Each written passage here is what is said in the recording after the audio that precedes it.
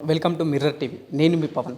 తెలంగాణ రాష్ట్ర వ్యాప్తంగా చూస్తున్నాం. గత కొన్ని రోజులుగా ఎప్పుడైతే గతంలో 10 సంవత్సరాల కింద కాంగ్రెస్ ఉన్నప్పుడు ఏదైతే గొడవలు జరిగినాయో, మళ్ళీ 10 సంవత్సరాల తర్వాత బీఆర్ఎస్ అధికారం నుంచి వెళ్ళిపోయింది. కాంగ్రెస్ ప్రభుత్వం అధికారంలోకి వచ్చిన తర్వాత అవే గొడవలు మళ్ళీ మన కళ్ళారా చూస్తాం. ప్రజలు కూడా అదే చూస్తున్నారు.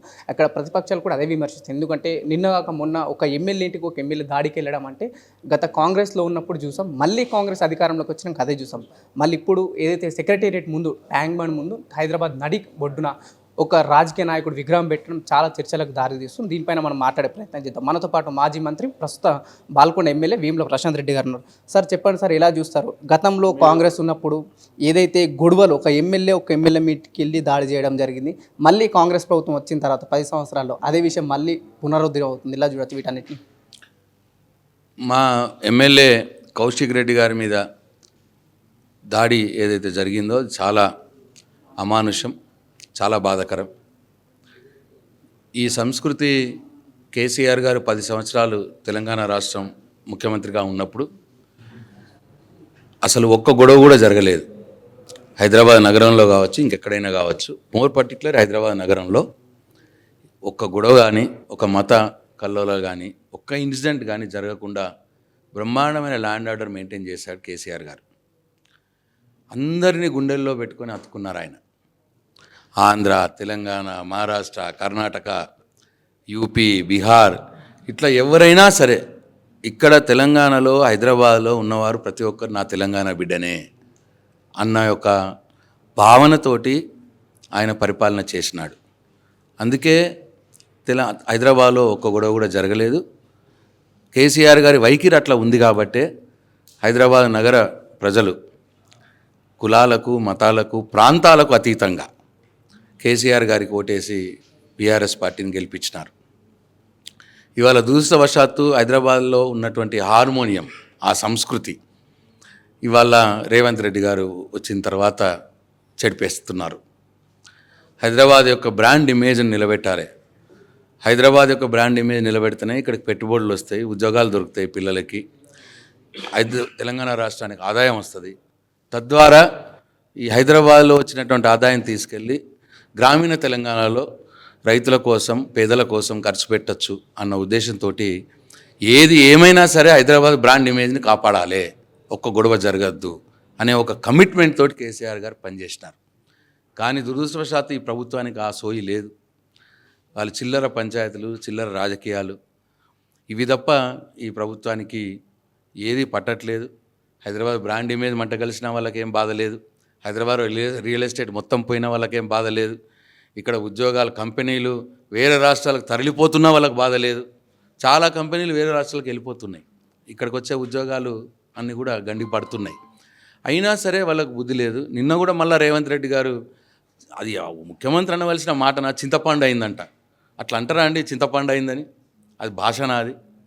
ఇప్పుడు కౌశిక్ రెడ్డి గారు ఏమన్నారు, పిఏసీ చైర్మన్ బీఆర్ఎస్ పార్టీ నుంచి కాంగ్రెస్ పార్టీలోకి పోయిన వ్యక్తికి ఇచ్చినారు, అది తప్పు. పిఏసీ చైర్మన్ ఎప్పుడైనా సరే ప్రతిపక్ష నాయకుడు సూచించిన ప్రతిపక్ష సభ్యుడికే ఇవ్వాలి. ఇది సాంప్రదాయం, అనాదిగా వస్తున్నది, తరాలుగా వస్తున్నది, రాష్ట్రంలో ఉన్నది, కేంద్రంలో ఉన్నది. ఇవాళ కేంద్రంలో కేసీ వేణుగోపాల్, కాంగ్రెస్ పార్టీ ఆయనకు నరేంద్ర మోడీ ప్రభుత్వం స్పీకర్ గారు పిఏసీ చైర్మన్ ఇచ్చినారు. రాహుల్ గాంధీ గారు కేసీ వేణుగోపాల్ పేరు చెప్పినారు, ఆయన కేసీ వేణుగోపాల్కి ఇచ్చినారు. మరి ఇక్కడ గాంధీ గారికి మీరు ఇచ్చినారు, ఈయన మా సభ్యుడు కాదంటే, లేదు గాంధీ గారు టీఆర్ఎస్ పార్టీ సభ్యుడే అని అంటున్నారు. మరి గాంధీ గారు టీఆర్ఎస్ పార్టీ సభ్యుడైతే చైర్మన్గా ప్రతిపక్ష నేతను మీరు కన్సల్ట్ చేసినారా? ప్రతిపక్ష నేతను అడిగినారా ఎవరికి చైర్మన్ ఇవ్వాలనో అని? ఆయన కాదు, మా టీఆర్ఎస్ కాదు, ఆయన కాంగ్రెస్ పార్టీలకు మారినాడు అని చెప్పి కౌశిక్ రెడ్డి అన్నాడు. లేదు నేను టీఆర్ఎస్ పార్టీ అని ఆయన అన్నాడు, బీఆర్ఎస్ పార్టీ అన్నాడు. నువ్వు బీఆర్ఎస్ పార్టీ అయితే రేపు నీ ఇంటికి వచ్చి కండువా వేసుకో, మరి నేను కండువా వేస్తా, ఇద్దరం కలిసి కేసీఆర్ గారి దగ్గరకు పోదాము అని అన్నాడు. తప్పేమన్నాడు ఆయన? నువ్వు నిజంగానే బీఆర్ఎస్ పార్టీలో ఉంటే కండువా వేసుకుంటానికి ఇబ్బంది ఏంది ఆయనకి? మాటతో అన్నాడు. ఆయన కూడా మాటతో సమాధానం చెప్పాలి. అంత మాత్రాన ఇంటి మీదకి వచ్చి దాడి చేస్తారా? తప్పు కదా. అట్లా మేము ఎన్నడూ కూడా దాన్ని ఎటో డైవర్ట్ చేసే ప్రయత్నం చేస్తున్నారు. మేము ఎన్నడూ కూడా తెలంగాణ రాష్ట్రం ఏర్పడిన తర్వాత, కేసీఆర్ గారు ముఖ్యమంత్రి గారు అయిన తర్వాత మేము ఎన్నడూ కూడా భేదభావాలు చూపలేదు. ఇక్కడ ఉన్న ప్రతి ఒక్కరు తెలంగాణ బిడ్డనే అన్నాడు. మేము అటు ఆంధ్ర ప్రాంతం వారు కావచ్చు, కర్ణాటక, మహారాష్ట్ర, యూపీ, బీహార్ నుంచి సెటిల్ అయిన వాళ్ళు కావచ్చు, అందరూ కూడా తెలంగాణ బిడ్డలుగా చూసినాడు కేసీఆర్.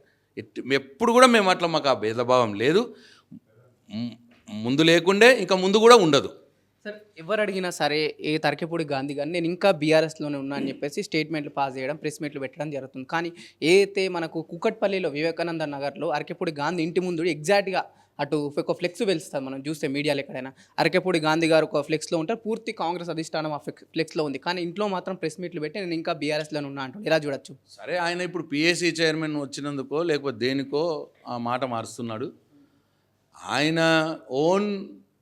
ఆయన ఫేస్బుక్ ఓన్ అకౌంట్లో పెట్టినాడు నేను కాంగ్రెస్ పార్టీలో చేరినానని, ఆయన ట్విట్టర్ ఓన్ అకౌంట్లో పెట్టినాడు నేను కాంగ్రెస్ పార్టీలో చేరినానని.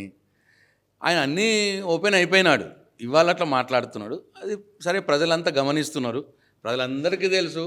మరి గాంధీ గారు బీఆర్ఎస్ పార్టీ నుంచి కాంగ్రెస్ పార్టీలో చేరిన సంగతి, ముఖ్యమంత్రి గారు స్వయంగా కండువ వేసి కప్పి చేర్చుకున్న సంగతి అందరికి తెలుసు. ఏదో ఇవాళ దానికోసం ఏదో పిఎస్సి చైర్మన్ కోసం ఏదో మాట్లాడినంత మాత్రాన అది నిజం కాదు. ఏది ఏమైనా సరే ఒక ఎమ్మెల్యే ఇంటి మీద ప్రత్యక్షంగా ఇంకో ఎమ్మెల్యే వచ్చి దాడి చేయడం అనేది మంచి పద్ధతి కాదు, అది వాళ్ళ గౌరవానికి మంచిది కాదు. మేము యాజ్ ఎ టీఆర్ఎస్ పార్టీగా మేము ఇప్పుడు చెప్తున్నాం, ముందు కూడా చెప్తాం, మాకు అందరూ ఒకటే, అందరూ సమానమే. కేసీఆర్ గారు ఇతర రాష్ట్రాల నుంచి వచ్చి ఇక్కడ సెటిల్ అయిన వారిని ఇక్కడ పుట్టిన వారి కంటే ఎక్కువ వాళ్లకు మర్యాద ఇచ్చి గౌరవం ఇచ్చి వాళ్ళ అబద్ధతా భావంలో ఉండకూడదు అని చెప్పి వాళ్ళని మా తెలంగాణ బిడ్డలే అన్నాడు. అంత హక్కున చేర్చుకున్నాము, ముందు కూడా అట్లనే ఉంటుంది, మా దాంట్లో ఏం మార్పు ఉండదు.